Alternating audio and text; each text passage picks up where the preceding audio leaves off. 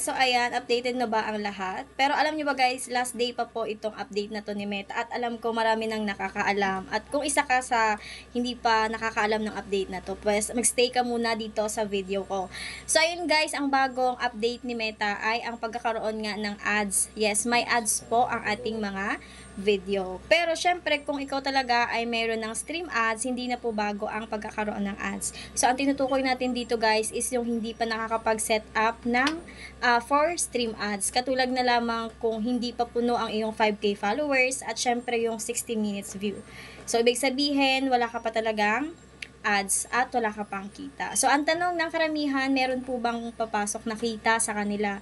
So, ayun guys, no, iklaro lang natin na wala pong papasok na kita dahil hindi pa po na-set up ang inyong pa-stream ads. So, siguro itong ads na to guys ay pasingit-singit lang ni Facebook, no?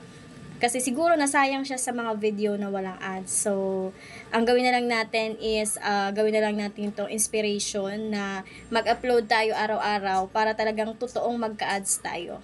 So, ayun lang guys, no?